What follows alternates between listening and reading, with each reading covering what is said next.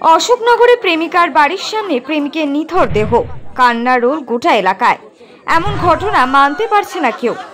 জানা যায় প্রেমিক প্রেমিকার মধ্যে সদ্য ঢুকে পড়েছিল আরো এক যুবক। সম্পর্কে জটিলতা তৈরি হয়েছিল সেখান থেকেই। প্রেমিকাকে ইএমআই আইফোন কিনে দেওয়ার পরেও সম্পর্ক স্বাভাবিক হচ্ছিল না।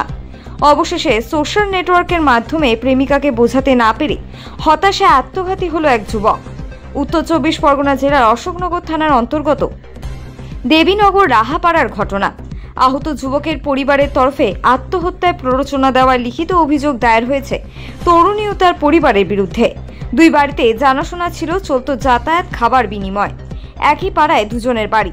বছরখানেক ধরে চলা প্রেমের সম্পর্ক তবুও টিকল না।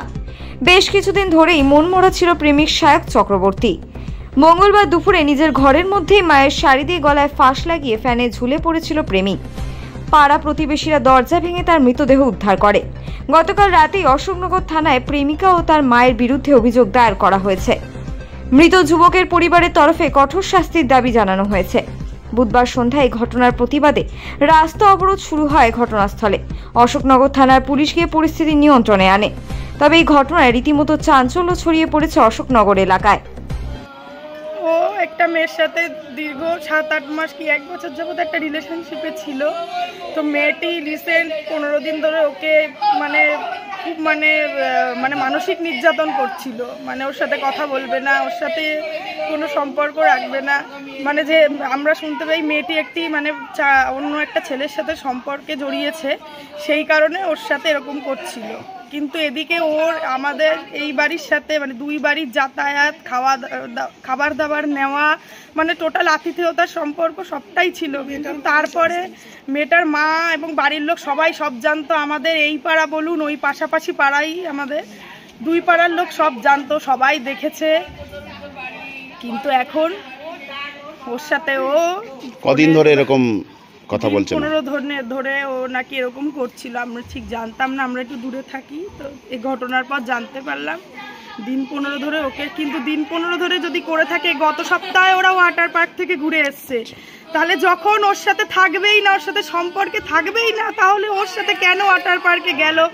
পয়লা বৈশাখের পূর্তি আমার দেওর গুড্ডু যে মারা গেছে, সায়ক চক্রবর্তী, মিশো থেকে অর্ডার করে ওই মেয়ের বাড়িতে পাঠিয়েছে। আপনারা যাচাই করে দেখতে পারেন, পুলিশের কাছে আমাদের সমস্ত নথি জমা। কি নাম সেই মেয়েটির? মেয়েটির নাম শ্রেয়া ধর। কতদিনের রিলেশন? আমরা জানি 7-8 মাস থেকে 1 বছর, তার আগে থেকে কিনা আমরা বলতে পারবো না। কার কার বিরুদ্ধে অভিযোগ জানানো হয়েছে? ওদের মেয়ের মা সবটা জানতো। এদের বিরুদ্ধে আমাদের থানায় মেয়ে এবং মেয়ের মা দুজনের বিরুদ্ধে লিখিত অভিযোগ আমরা করেছি। কি চাইছেন? আমরা চাইছি, আমরা তো গ্যার ফিরে পাবো না, কিন্তু ওর যাতে পর্যাপ্ত শাস্তি হয়। পুলিশ এখনো পর্যন্ত, আমরা এফআইআর করে এসেছি রাত 10টায়, এখন বাজে 10টা 23, এখনো পর্যন্ত পুলিশ কোনো ভেরিফিকেশনে আসেনি যে 1টা 21 যেই মেয়েটাকে মেসেজ করলো, যেই মেয়েটাকে কি মেসেজ করেছিল লাস্ট, তুমি একবার কথা বলো আমার সাথে, আমি সুইসাইড করব, আমি তাহলে এটাই করছি, তুমি যখন এটাই চাও আমাকে আর কোনোদিনও দেখতে পাবে না। আমি আমার সাথে লাস্ট একবার দুপুরে, হ্যাঁ কালকে, এবং ও সিলিং এ ফ্যানের সাথে কাপড় পেঁচিয়ে সেই ছবি মেয়েটিকে পাঠায়। তো মেয়েটি তো তখন বাড়িতে জানাতে পারতো, তাহলে তো আমরা ওকে বাঁচাতে পারতাম।